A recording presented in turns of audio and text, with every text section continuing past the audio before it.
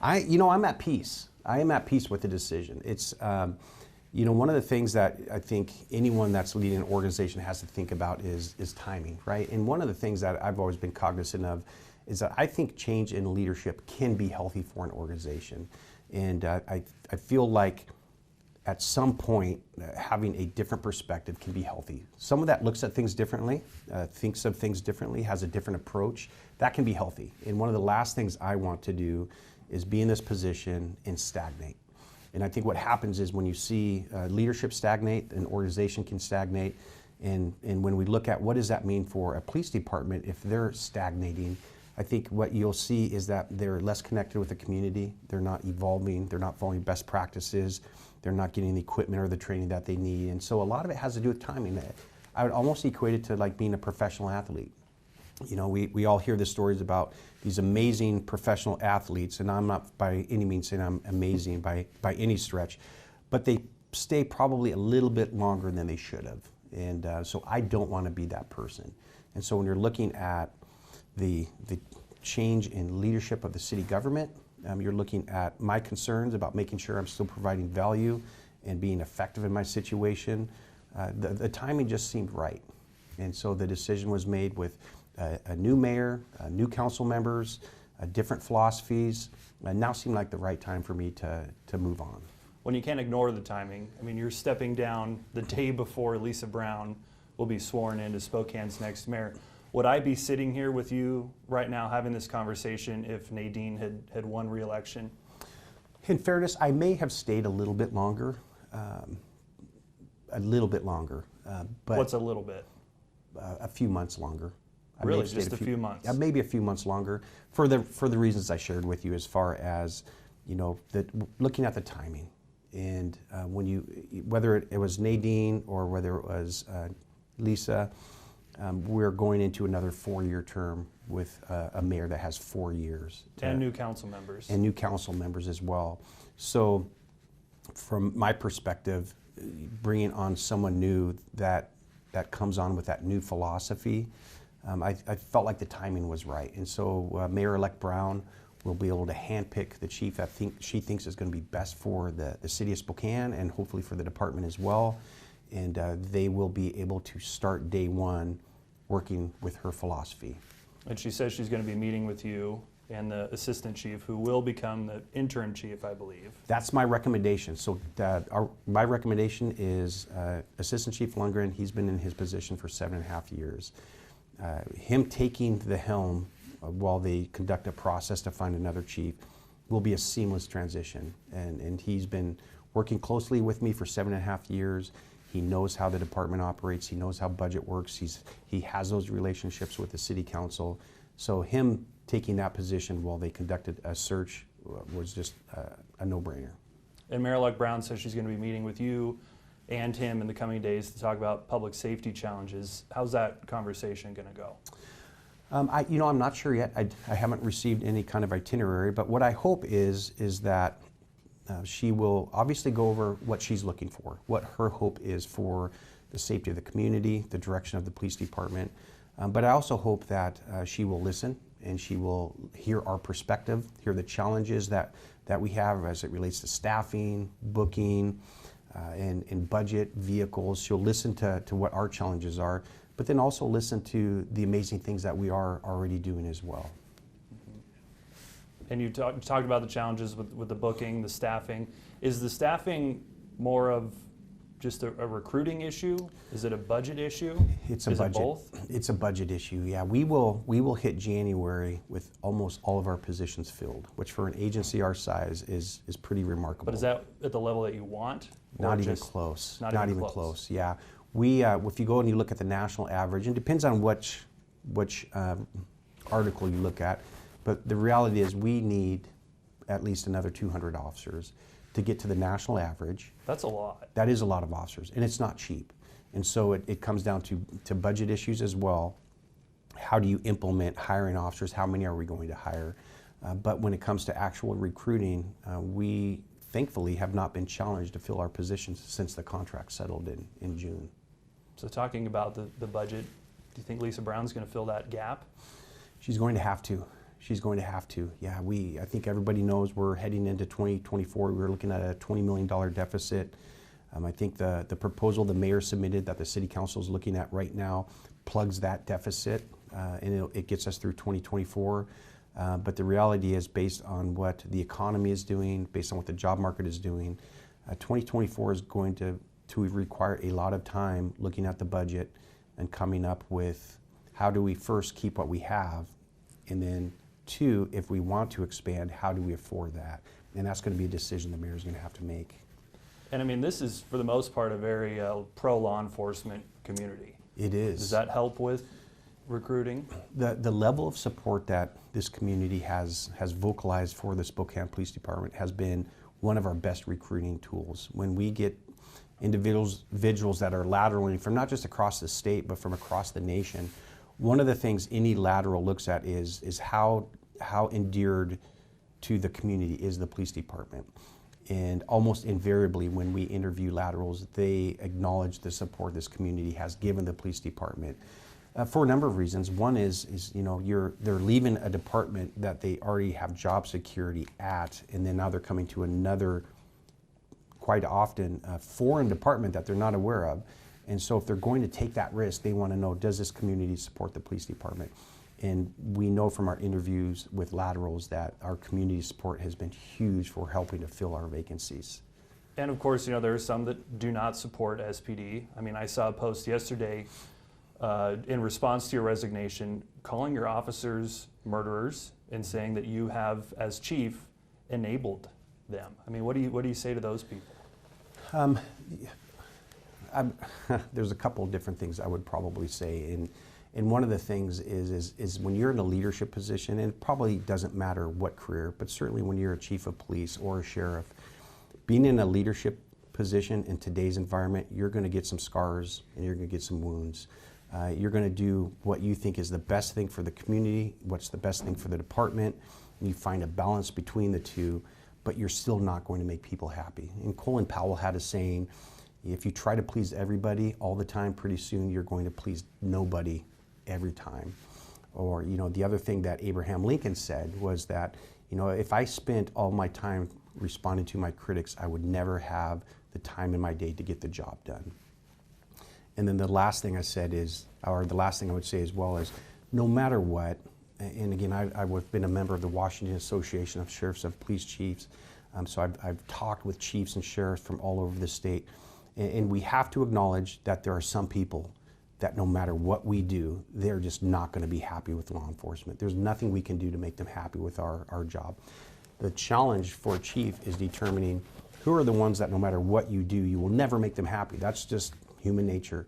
Versus who are the ones that aren't happy, they just want to see improvement, or they want to be acknowledged, they want their concerns heard, and those are the ones you work with. And that's where you have to sift through the ones that no matter what we do, we're never going to do anything right in their eyes. And that's a cold, hard reality. And over the last 7.5 years, that has been made clear to me almost every single day, that some people, no matter what we do, they just hate us. What does it take to be police chief? And what is the next chief? What are the skills and knowledge that they'll need to have to sit at your desk? That's a great question. There's a lot of layers to being an effective police chief. One is you have to have common sense. You have to be authentic. And one of the things I tell all of our new supervisors, and I interview all of our new supervisors as well, be authentic. Don't try to be something you're not, unless you're a jerk. And if you're a jerk, don't be authentic. Work on not being a jerk. And so I tell them all the time. But you also have to listen. You have to be able to hear from the community. You have to be able to hear from the department. And if you're a chief or you are just always in the community and you're ignoring the department, your department is not going to be effective. They want a leader that they also know is listening to them and has concern for their well-being. But you also, if you're just all the way in the department, you're going to have a community that feels alienated, that you're not listening to them.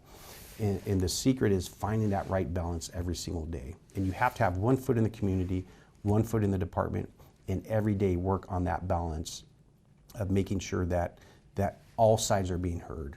And one of the things I tell folks as well is that police departments exist to serve the community across the nation. That's the only reason we exist, is to serve the community. And so the community is obviously a crucial part of that. But how do we serve that community? Through the men and women of the police department. So having a police department that has good morale, equipment, training, things that they need to get their job done, that's how we serve the community. So you have to care about them as well, and you have to find that good balance. You also have to have thick skin. I mean, we have, and I know you've probably seen this as well, you have keyboard warriors that just whatever thought comes to their mind, they're typing it away, and they don't care about the harm, the damage, or the hurt that they're spewing by just being on a keyboard and posting on these blogs. You just have to get that thick skin. And then for me, one of the things that I would say that my best superpower for me is knowing that when I walk in the room, I'm not the smartest person. No matter what room I walk into, I am not the smartest person, unless it's just my two PIOs that are in the room. Then I know that I am. So one of the things that compels me to do is to listen to my staff. And so when there's a major decision, I very, very seldom ever make that decision in a bubble. I explore that with my executive staff, with my command staff. There's times where I will even ask the department, how do we feel about this? But one of the things I tell them is I want your input, but in the end, it's my decision, because every single day, it's my head on the chopping block. I am an at-will employee. So give me that input, but I reserve the right to make the final decision. And what are some of those decisions? Just give me some examples. Some of them are, I would call them more innocuous, going to allowing beards in uniform. I'm not a fan of beards in uniform. I never have been. I thought the majority of the department wasn't a fan of beards in uniform either, so I said, let's ask the department. So what we did was we did a 6-month trial period where we allowed officers to have beards. We were looking for input from the community, looking for input from other officers as well. And at the end of that pilot program, we asked the department, well, what do you guys think? And to my chagrin, overwhelmingly, they said we like them. And so that's an example of getting that input. Because one of the things I tell them is, I am more concerned about how you treat the community than whether you have a neatly trimmed beard or not. My concern is priority one, how do you treat the community? If you have a beard, okay. If that's something you want, more and more agencies are going to that. And that same concept I did with the tattoos, visible tattoos on the arms. Again, these are more of the innocuous ones. It's really interesting though, because I never think about that as a decision that would be up to the chief, but it absolutely is. And tattoos as well. I mean, cowboy hats? No, that is where I flat out, that is one area, and I was asked. And that is one area where I said, we will not be getting cowboy hats. Here's another area too though. A lot of CEOs, when they take over an agency, regardless of the agency, they sit in the ivory tower and they come up with a mission, vision, values. And they sit in their office and they say, here are your values. And they come up with 8 or 9 or 10 values. And they send it out to the department and said, here's your values, go forth and conquer, follow these values. There's no buy-in from that. That's the chief's values, that's not the department values. So what we did about 5 or 6 years ago is I told the department, I want you telling me what our mission, vision, and values are. We got a cross spectrum of the entire agency, commissioned, non-commissioned, line level. We had one captain in there to make sure it didn't go off the rails. And the only thing I told them was, I only want 3 or 4 values. I don't need 8 or 10 values that look really good on the front of our policy manual that we show to the community and say, look at how amazing we are, look at our values. Nobody reads them, nobody understands them, nobody can remember them. And so I told them 3 or 4 values. So they came back to me with this vertical staffing committee and they said, we believe our values, what we strive for on every call, should be professionalism, integrity, and compassion. So those became the values of the Spokane Police Department. And I get to say, those aren't my values that I came up with. Those are the values the entire agency came up with. And so that's another example of listening, but still being the final arbiter when it comes down to the final decision. Now you talk about morale around here. What is it like now compared to when you became chief? I would not want to speak for the entire agency. I wouldn't, but things were pretty turbulent here when you came on as chief. It felt that way. It did feel like things were turbulent. We had a lot of turmoil in the chief's office. It felt like we went through a lot of growing pains.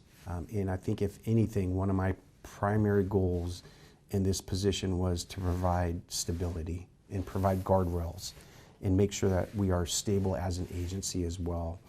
So to your first question though about morale, morale is an interesting thing. And this is not me trying to absolve myself of responsibility. I can provide the best environment. I can give them everything they want, every bell and whistle, all the training, all the time off. I can give them all the pay they want. But in the end, morale is one of those things that they have to make that individual choice regardless of the environment. And what we see, because we hire humans, is some officers, even in the dark times of the defund, reimagine, reform, or abolish police, even during that very tough season, we had a lot of officers that still had high morale, and some did not, because they felt like we're being demonized based on the actions of the few. And so I would hate to speak as to how the morale is. And again, you know, there's always people that are going to disagree with what I do, absolutely all the time. And what I've had to explain to them as well is, my wife and I are married. We've been married for a number of years. And we had kids, and we both want what's best for our kids, but we don't always agree on what is best for our kids. And so if I can't always agree with my wife on what's best for my kids, how much less at work are we going to always agree on things? But the only thing I can ask is that you understand that I have the best of intentions for the department. And one of the ways that I try to help with that is explaining why I'm doing something. And I actually got that from the Leadership Challenge book. Probably the best nugget in that entire book was, most people will accept a decision, even if they dislike it, if they understand the reason behind it. So I have made it a point of going to every single in-service, giving them unfiltered access to me. Bring up all your frustrations and concerns. Why did you do this? Why did you do that? What were you thinking when you did this? No chain of command in there. Ask me anything you want to. And we have in-service 3 times a year. The entire agency goes through it. So part of what I try to do as well is give them that unfiltered access to ask me anything they want, so that I can explain to them, here's why we did this, or here's why we can't do that. So I try to create that environment for high morale.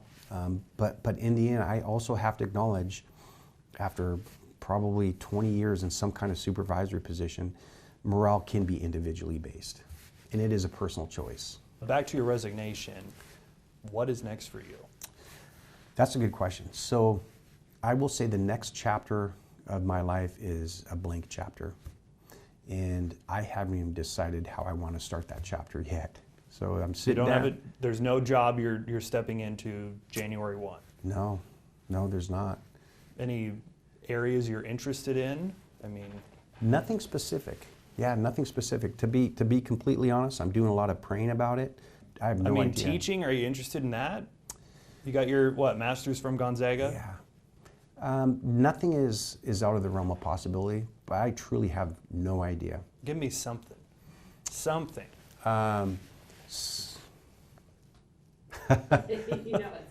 Yeah, something that I may be interested in. I will say this. One of the things that has kind of solidified over the last couple weeks is, whatever I do, I want it to be relevant. I don't want to do something that I am just sitting at a desk and I don't feel like I'm relevant. Whatever relevant is for that occasion, whether it's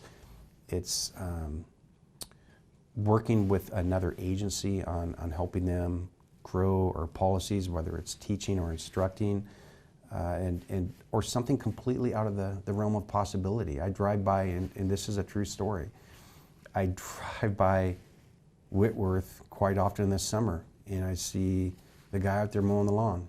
And it sounds crazy, but I'm like, that looks like that's a pretty good job right there. Beautiful day, sunny, you feel productive. At the end of the day, you look back and said, I mowed that field. So there's the full spectrum, and I can't tell you what it will be. The Lord only knows. Is politics in that spectrum? No. Unequivocally, that is a good point. I can tell you what is not in my future. Not interested in politics. Yeah, just not interested in it. Yeah. Okay. Your wife is a captain. Is she going to stay on with SPD? She will stay, yeah. So what's that going to be like for you? I need somebody to pay my golf fees, so I told her she will be working for a while longer. It's going to be good. Yeah, it's going to be good. And you know that the hardest part is going from carrying this mantle for 7.5 years to now you're outside the loop. You have no idea of what's going on. And so for selfish reasons for me, as still feeling like I at least have some connection with the department, even if it's through her, will probably help me as I recalibrate and decide what's that next step.